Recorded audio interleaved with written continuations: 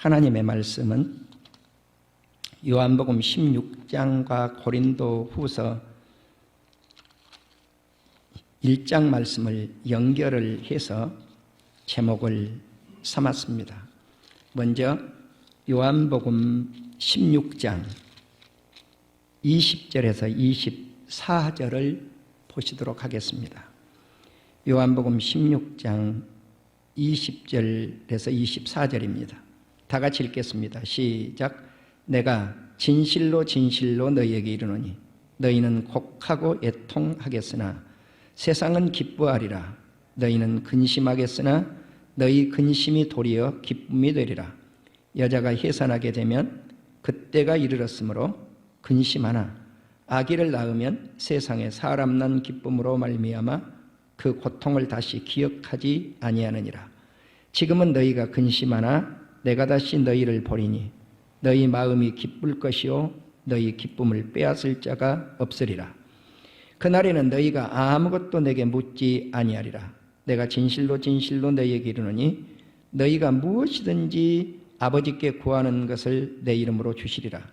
지금까지는 너희가 내 이름으로 아무것도 구하지 아니하였으나 구하라. 그리하면 받으리니 너희 기쁨이 충만하리라. 그리고 고린도 후서 1장 말씀을 따로 떼어서 설교도 한번 했습니다마는 고린도 후서 1장입니다. 3절, 4절, 2절만 읽겠습니다. 고린도 후서 1장 3절, 4절, 2절만 읽습니다. 시작.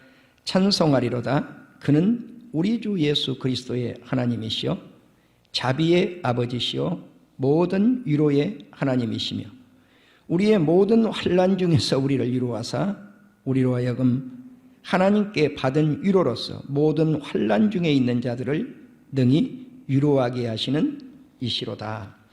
아멘. 이 말씀을 근거로 해서 주님이 주시는 기쁨과 위로라, 주님이 주시는 기쁨과 위로, 이러한 제목으로 말씀을 삼아 보았습니다. 왜 이런 제목을 삼아 보았느냐면 요한복음 16장에서는 주님이 주시는 기쁨, 고린도후서 1장에서는 주님이 주시는 위로, 그래서 이것을 묶어가지고 주님이 주시는 기쁨과 위로다. 이번 명절 기간 동안에 나는 우리 성도님들 가정에 주께서 주시는 오늘 이 설교 제목대로 기쁨이 넘쳐나는 명절이 되기를 주의 이름으로 축원합니다. 또 한 가지는 주님의 위로가 넘치는 그러한 한가위가 되기를 주님의 이름으로 축원합니다. 우리가 추석 그러면 음력으로 8월 15일 양력을 기준한 게 아니고 음력이죠. 우리 절기가. 그래서 이 한자가 크다는 뜻이에요. 큰다는 거죠. 뭐가 큰가? 가위. 이 가위라는 뜻은 가운데라는 뜻입니다. 가운데. 자, 그럼 어떤 가운데인가? 달의 가운데요. 8월 한 달 동안의 가운데. 또 이제 국어사전을 보면은 가을 한가운데 그려놨어요. 사실 이제 9월이니까 이제 가을 됐죠. 그래서 이게 큰 명절 가운데 있는 절기가 추석입니다. 그래서 이 추석이 설 명절만큼 우리 한국 국민들에게는 큰 명절이죠. 그런데 이제 얼굴과 얼굴을 맞대어야 만남의 역사가 있는데 부모님을 만날 수 있고 자식을 만날 수 있고 그러는데 이 통제 사회가 되다가 보니까 이 만남도 자유로움이 없는 것 같아요. 제가 조금 전에 말씀을 올렸듯이 어떤 행사가 요즘 있어서 식당에 가서 우리가 단체로 이렇게 오겠습니다. 기뻐하지 않아요. 이게 왜 그런가? 만남이 제한이 되어 있어서 기뻐하지 않는단 말입니다. 돈을 버는 데는 기뻐도. 예. 그래서 우리는 이 만남이 어려운 가운데 있지만 그러나 그 가운데서도 금년 추석에 하나님의 기쁨, 주님이 주시는 위로가 전화를 통해서라도 넘쳐날 수 있기를 원하고, 방문을 해서라도 위로가 넘치기를 원하고, 편지를 주고받으면서라도 이렇게 기쁨과 위로가 넘치는 역사가 있기를 주님의 이름으로 축원합니다. 이제 우리는 성령님이 우리에게 임재하실 때 근심 대신 기쁨을 더하여 주시겠다고 요한복음 16장에서 말씀을 하고 있습니다. 우리 성도들이 가지고 있는 기쁨, 예수 그리스도께로부터 구원을 받은 그 은총의 기쁨은 아무도 빼앗아 갈 자가 없습니다. 그러니까 내가 받은 은혜로 받은 기쁨은 어떤 환경 가운데서도 누군가도 빼앗아 갈 수가 없는 것이 주님이 주시는 기쁨과 위로입니다. 사도 바울은 하나님 아버지와 주 예수 그리스도께로부터 받은 은혜, 그리고 주님이 주시는 그 평강, 이것을 원한 후에 성삼위 하나님을 찬양을 했습니다. 이것이 고린도후서 1장의 내용이죠. 그런데 이때 우리 하나님을 주 예수 그리스도의 하나님, 두 번째 자비의 아버지 하나님, 세 번째 위로의 하나님이라고 말씀을 하고 있습니다. 그러면 그 위로의 하나님이 어떤 하나님인가? 환난 중에 우리에게 넘치는 기쁨과 위로와 그리고 구원을 주시는 하나님이라고 말씀을 하고 있습니다. 이제 우리가 이렇게 한가위를 맞이하면서 먼저 우리는 하나님의 사랑받는 자녀가 되기 위해서 내가 기쁨을 얻기 전에 하나님을 기뻐하는 사람, 하나님을 사랑하고 하나님을 기뻐하는 그러한 사람이 될 때 우리에게 자연적으로 성령님을 통해서 기쁨이 찾아오게 될 줄로 믿습니다. 그래서 우리는 먼저 우리 자신이 기쁨을 얻기 전에 하나님께 감사하고 하나님께서 주시는 기쁨으로 여호와를 섬기며 하나님께 노래하고 하나님께 나아가라고 시편 100편 2절에서 말씀을 합니다. 그렇기 때문에 이 기쁨이 어디로부터 올 것인가? 하나님께로부터 온다는 거예요. 사람으로부터 기쁨이 오는 것이 아니라 기쁨의 근원은 여호와 아버지 하나님께 있다는 사실입니다. 이사야 선지자는 이사야 29장 19절에서 이렇게 말씀을 합니다. 겸손한 자여, 겸손한 이러한 사람에게 여호와로 말미암아 기쁨이 더하여야겠고, 하나님께로부터 인해서, 하나님으로 인해서 기쁨이 더해지겠고,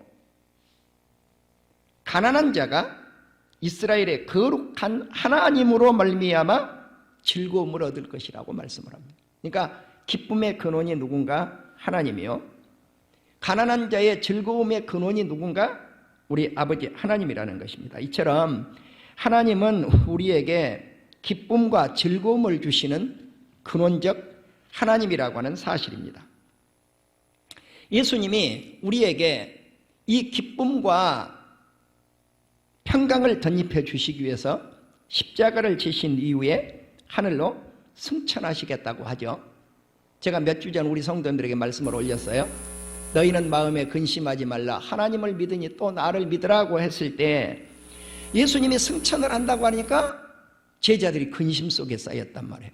저 선생님이 우리 곁에 있어야 먹을 것도 주시고, 저 선생님이 우리 곁에 있어야 병들 때 고쳐주기도 하시고, 저 선생님이 우리 곁에 있어야 귀신이 들 때 내쫓기도 하는데 이 선생님이 떠나겠다는 거죠. 자기들 곁에. 그래서 근심으로 가득 찼단 말이에요. 또 세베대의 두 아들들 같은 경우는 한 자리 차지하고 싶었는데 예수님이 왕이 되면 좌의정도 하고 우의정도 하고 그래야 되는데 떠나가시겠다고 그러니까 그분이 떠나가 버리면 이런 일들을 성취할 사람이 없다라고 생각을 하는 거예요. 제자들이 곰곰이 생각하니까 주님이 떠나가면 안 되겠는 거예요. 그래서 마음속에 근심이 가득 찼다는 거예요. 그런데 이 근심 대신 우리 주님은 기쁨을 덧입혀 주셨다는 사실입니다. 성령님이 오셔서 이 기쁨을 더하여 주신 거죠. 그래서 예수님의 십자가, 이 십자가를 지심으로 조금 있으면 나를 너희가 보지 못하겠고 조금 있으면 너희가 나를 보리라. 이 말은 무슨 말이냐면 조금 있으면 나를 보지 못하겠고, 이건 십자가 지심이에요. 또 조금 있으면 나를 보리라. 이건 부활이에요. 그러니까 십자가를 통해서 예수님은 제자들에게 슬픔을 주기 위함이 아니다는 거예요. 십자가를 지고 부활하심으로 말미암아 다시 예수님을 만나서 이제 승천을 하게 됨으로 말미암아 보혜사 성령을 보내주시면 평강의 은총을 이들에게 덧입혀 주실 것이라는 거예요. 보혜사 성령이 오시면, 지난주에 고아에 관한 말씀을 제가 우리 성도들에게 조지 물러에 관한 말씀을 드렸는데, 조지 물러 목사님이 시편을 읽다가 우리 하나님이 고아의 아버지구나, 그럼 나도 고아의 아버지가 되어야 되겠다라고 말씀해서 자기 자신이 고아의 아버지가 됐노라고 말씀을 드렸잖아요. 바로 마찬가지로 우리 예수님을 믿는 우리 사랑하는 성도들은 고아처럼 버려두지 않는다. 고아처럼 버려두지 않는데 무엇을 통해서 버려두지 않을 것인가? 반복적 설교지만 성령님을 보내주심으로 말미암아 고아가 되지 않는다. 내주하시는 성령님, 내 안에 내주하시는 성령님, 내주하시는 이 성령님이 우리에게 주시는 가장 좋은 게 뭘까? 성령께서 오시면 기쁨을 주신다는 거예요. 그 성령이 우리 안에 내주하시면 위로를 덧입혀 준다는 거죠. 우리가 문제를 해결된다는 것, 내 안에 문제를 해결된다는 것은 뭘까? 하나님의 말씀과 부딪힐 때 역사가 일어나요. 그리고 기도 가운데 내가 하나님 앞에 기도하면 주님은 너희가 이제까지는 내 이름으로 구하지 아니했지만 이제부터 너희가 구하라, 그러면 예수 그리스도 이름으로 구하면 내가 시행하리라 약속했던 이 말씀입니다. 그러면 우리가 기도가 응답이 된다고 하는 건 뭘까? 내 안에 기쁨이 찾아오는 거죠. 기쁨. 우리가 기도해 보시면 알아요. 아무도 몰라, 자기 문제를. 그런데 기도하면 마음에 평안이 온단 말이에요. 그거 기쁘지 않아요. 그때가 응답의 때예요. 그래서 우리 성도님들은 예수 믿는 구원의 기쁨, 이 기쁨을 아무도 빼앗아갈 자가 없다는 거죠. 누가복음 2장 10절에 보면 복음은 우리들에게 큰 기쁨을 주시죠.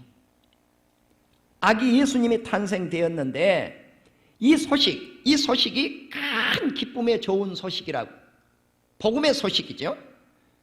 그래서 예수님은 큰 기쁨의 소식을 우리들에게 안겨주는 거예요. 지극히 높은 곳에는 하나님께 영광이요, 이 땅에서는 기뻐하는, 하나님이 기뻐하시는 사람들 중에 평화로다. 그러니까 예수 믿는 우리 성도들을 하나님은 기뻐하시고 기뻐한 그 성도들에게 임할 것이 무엇인가? 평강이란 말이에요. 평강. 그래서 요한복음 15장 10절에서 그렇게 말씀하죠. 내가 아버지의 계명을 지켜 그의 사랑 안에 거하는 것 같이 너희도 내 계명을 지키면 내 사랑 안에 있어 너희 기쁨을 충만하게 하리라. 예수 그리스도의 말씀을 준행하고 나면은 찾아오는 게 뭘까? 기쁨이라는 거죠. 그래서 조금 전에 요한복음 16장에 나타난 십자가의 기쁨, 그리고 기도의 기쁨, 이 기쁨을 우리 사랑하는 성도님들이 이번 명절 기간 동안 누리고 사시는 역사가 있기를 주의 이름으로 축원합니다. 데살로니가전서 1장 6절에 보면 데살로니가 교회 성도들은 많은 환난 가운데서 성령의 기쁨으로 말씀을 받았다. 많은 환난이 있는데 그 가운데 성령의 기쁨으로 말씀을 받아 우리와 주를 본받은 자가 되었으니, 데살로니가전서 1장 7절에서는 그러므로 너희가 마게도냐와 아가야에 있는 모든 믿는 자의 모범이 되었다는 거죠. 우리가 성령의 기쁨, 이 기쁨을 누리면 환난 고난이 찾아오지만 기쁨을 누릴 수 있다는 사실입니다. 이사야 55장 1절을 읽으시면 우리 성도들이 이 말씀을 좋아해요. 너희 목마른 자들아 내게로 나오라. 그러면은 목마른 자가 예수님께 나오면, 아버지 하나님께 나오면 돈 없이, 값도 없이 3억대 포도주와 젖을 사게 할 것이라는 거죠. 여러분, 우리가 돈 안 가지고 갔는데 슈퍼마켓 가니까 포도주 주든가요? 돈 안 가지고 갔는데 우유를 주든가요? 안 주지요. 어림도 없어요. 안 줘요. 그럼 도대체 이 말이 무슨 말이에요? 돈 없는 자도 오라. 너희는 와서 사 먹되. 돈 없이 값없이 와서 사 먹으라는 거예요. 딱 한 가지 있어요. 돈 없이 값없이 사 먹을 수 있는. 이게 뭔가? 복음입니다. 복음. 그러니까 우리가 복음이라고 하는 것은 무엇인가? 값 없이, 아무 대가 없이, 조건 없이 주님이 우리를 구원해 주시는 거예요. 내게 듣고 들을지어다. 그리하면 너희가 좋은 것을 먹을 것이며 너희 자신들이 기름진 것으로 즐거움을 얻으리라. 이 복음이라고 하는 예수 그리스도는 좋은 것을 우리에게 먹여주시고, 복음은 즐거움을 얻게 하는 거예요. 기쁨을 주시는 것입니다. 슬픔을 주기 위한 게 아니라는 거죠. 너는 귀를 기울이고 내게로 나오라. 그리고 들으라. 그리하면 너희 영혼이 살리라. 아, 이게 돈 가지고 무슨 음식 사 먹는 게 아니구나. 이제 여기서 나오잖아요. 네, 주님께 나오면, 주님께 가서 말씀에 귀를 기울이고 우리 예수님께 나오면, 그리고 주의 말씀을 들으면 영혼이 산다는 거예요. 그러니까 무엇이 우리의 영혼을 살릴 것인가? 주의 말씀이. 예수 그리스도께서 우리의 영혼을 살린단 말이에요. 이것은 너희를 위하여 영원한 언약을 맺을 것인데, 이것은 다윗에게 약속한 확실한 언약이라는 것입니다. 그래서 주님이 이사야 55장 11절을 보면 내 입에서 나가는 말도 이와 같이 헛되이 내게로 돌아오지 않는다는 것입니다. 어떻게? 자, 비가 내리면, 눈이 오면 눈하고 비가 다시 하늘로 올라가 버리지 않잖아요. 눈과 비가 내려서 씨앗들에게 이것이 적셔지면 싹이 터요. 그리고 쑥 순이 올라오더니 가지가 나오고, 그리고 꽃이 피고, 그 다음에 열매를 맺어서 곡식이 농부에게 손에 들어온 것처럼, 하나님의 말씀도 하나님 입에서 나가는 이 말씀이 절대로 헛되이 되돌아오지 않는다는 거예요. 열매를 맺는다는 거예요. 열매를. 나의 기뻐하는 뜻을 이루며, 하나님의 말씀이 나가면 하나님의 기뻐하는 뜻을 이루며 하나님께서 보낸 일을 형통하게 하리라고 말씀을 합니다. 그래서 너희는 기쁨으로 나아가며 평안히 인도함을 받을 것이다. 그래서 우리 성도들에게 하나님의 말씀이 임재하면 무엇이 찾아오는가? 기쁨이 찾아온다는 거예요. 기쁨. 그리고 평안히 갈 수 있는 길을 주님이 인도해 내신다는 것입니다. 그렇기 때문에 기쁨의 근원은 아버지 하나님께 있다는 것입니다. 다음으로 예루살렘을 사랑하는 사람, 성전을 사랑하는 사람, 교회를 사랑하는 사람에게 기쁨과 평강이 있습니다. 제가 우리 성도들에게 설교를 할 때 때로는 강한 메시지를 던지죠. 뭐 이런 거죠. 한국교회는 썩었습니다. 그럼 앞부분만 들으면 이거 목사 고약한 소리를 하네, 이렇게 할 거라는 거죠. 그러나 분명한 것은 한국교회는 썩었어요. 나는 그대로 믿어요. 네. 누구부터 썩었는가? 목사들부터 썩었단 말이에요. 네. 그럼 목사의 썩은 부분이 어떤 부분이냐? 나 같은 사람, 내가 반복 설교하잖아요. 총회장도 썩었어요. 대한민국의 총회장들은. 이런 설교를 누가 하겠냐고. 누가 하겠냐는 거예요. 총회장 되려고 몇 억씩 써요? 10억씩 써요? 8억씩 써요? 9억씩 써요? 썩은 거죠. 그 썩었다고 지적을 안 넣는다면 썩은 거예요. 이거 썩은 거예요. 이거 도려내야 돼요. 이러한 것이 끝나지 않으면 한국교회는 희망이 없다고요. 주님 나라에 가서 내가 10억 쓰고 총회장 됐다고 자랑할 겁니까? 예. 그럴 수 없잖아요. 자, 박형성 목사가 무슨 부흥단체 하나를 해가지고 자기가 총회장 됐다고 해서 뭐 대단한 거냐고, 그게. 예. 그럴 수 없죠. 그럴 수 없죠. 예. 내가 우리 회원들에게 그런 말씀을 드린 거예요. 나만 거룩하다는 말씀은 절대 아니에요. 우리가 거룩해지려고 발버둥을 쳐야 된다는 거죠. 봉사단체를 조직했다면 새로워져야죠. 예. 새로워져야죠. 그럼 내가 뭐라고 이야기했냐? 내 명함에 그거 새기고 다니지 않겠다 그랬어요. 그냥 백배교회 담임 목사 박형섭 그러면 끝났다. 그러나 제가 비판만을 하려고 이 말씀을 드린 게 아니에요. 썩은 것 같은데 썩은 한국교회만큼도 세상 어떤 교회를 바라봐도 한국교회만큼 좋은 교회가 없다는 거예요. 이 땅에는 썩은 부분이 있지만 그러나 이 땅에는 훌륭한 목회자들이 어마어마하게 많이 있는 거예요. 이 땅에는 훌륭한 성도들이 어마어마하게 많은 거예요. 세상에 어떤 교회를 찾아가도 한국 교회만큼 좋은 교회를 찾기가 힘들어요.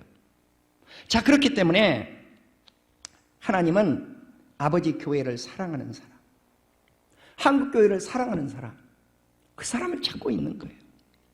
그래 나는 팬데믹 이후에 이 코로나 이후에 분명히 하나님은 우리 한국 교회를 들었을 것이라고 나는 믿는 목사예요. 그런데 오늘 아침에도 말씀을 드렸지만 하나님은 죄값을 그냥 넘어간 적이 없다는 거죠. 절대로 죄값을 그냥 넘어간 적이 없어요. 이스라엘 백성들이 오늘 아침 새벽 기도를 한 3명 들으셨던가 4명 들으셨던가 그런 것 같아요. 집에서 예배에 동참하신 분들이 그 정도밖에 안 되는데 집에서는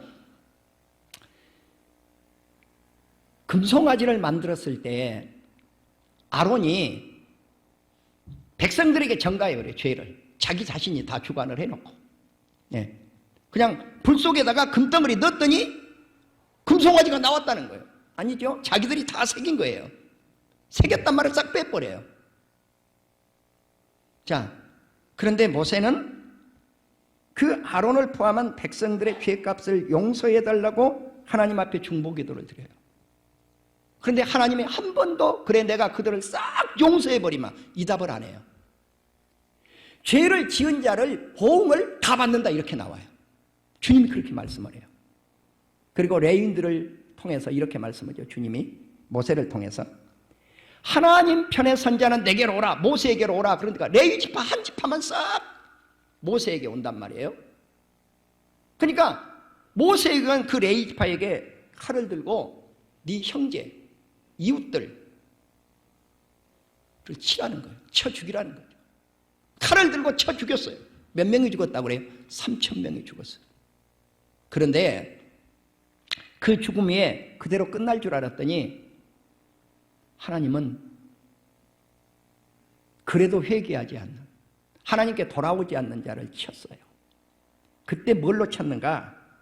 그냥 요즘으로 말하면 때려 죽이는 거예요. 예. 때려서 죽였어요. 그리고 또 한 가지 무엇을 병행을 했는가? 전염병으로 그들을 쳤어요. 내가 그래서 오늘 아침 설교 시간에도 말씀을 드린 거예요. 하나님의 보응은 무섭습니다. 절대로 하나님은 그대로 놔두질 않습니다. 오늘날 이 팬데믹 코로나19가 재해다고요? 아니요. 하나님의 징계입니다. 그렇기 때문에 우리는 이러한 때 하나님의 교회를 사랑하는 사람들에게 주님은 기쁨을 주시고 평강을 덧입혀 주신다는 것입니다. 이사야 66장 10에서 14절을 보면 예루살렘을 사랑하는 자들아 그 성읍과 함께 기뻐하라. 그 성읍과 함께 즐거워하라. 그 성을 위하여 슬퍼하는 자들이여 다 그 성의 기쁨과 말미암아 그 성과 함께 기뻐하라고 말씀을 합니다. 그러니까 예루살렘과 함께 기뻐하라는 겁니다. 여호와께서 평강을 강같이 주신다는 것입니다. 어머니가 자식을 위로함 같이 내가 너희를 위로할 것인즉 너희가 예루살렘의 위로를 받으리라. 그래서 주님은 예루살렘을 사랑하는 사람에게 사랑을 주시고 예루살렘을 사랑하는 사람에게 기쁨과 위로를 덧입혀 주신다는 것입니다. 마치 어머니가 자식을 품에 안고 위로하는 것처럼 너희가 이를 보고 마음이 기뻐서 너희 뼈가 연한 풀의 무성함 같으리라.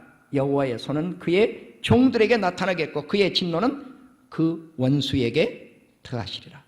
그래서 하나님의 진노는 하나님을 대적하는 사람들에게서 떠나지 않는다는 것입니다. 그래서 우리 주님은 고난 중에 위로하시고 말씀이 고난 가운데 위로를 덧입혀 주셨습니다. 다윗은 시편 86편 17절에서 여호와여 주는 나를 돕고 위로하시는 이라고 고백을 합니다. 그렇습니다. 주님은 우리를 돕습니다. 우리를 위로하십니다. 그리고 시편 86편 4절에 보면 내 영혼이 주를 우러러 보니 주여 내 영혼을 기쁘게 하소서. 이사야 57장 18절에 보니까 내가 그의 길을 보았은즉 그를 고쳐줄 것이라. 그를 인도하며 그와 그를 슬퍼하는 자들에게 위로를 다시 얻게 하실 것이라고 말씀을 했습니다.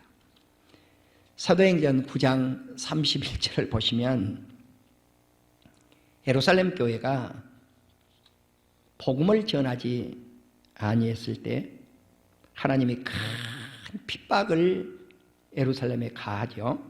그러니까 정말 초대교회가 너무 좋은 교회라고 최근에 제가 말씀을 드렸습니다.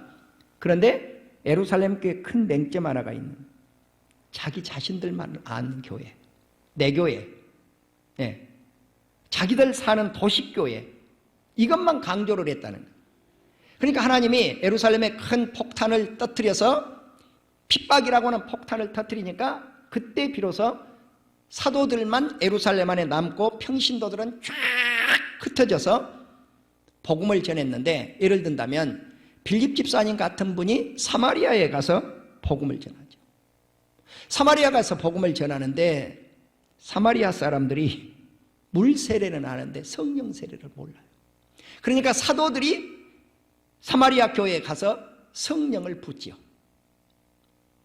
우리는 이처럼 복음이 유대와 사마리아와 땅끝까지 이르러 내 증인이 되라고 말씀했을 때 복음이 1단계 예루살렘에서 유다 지역에서 2단계로 사마리아로 퍼뜨려 나가니까 이때 하나님이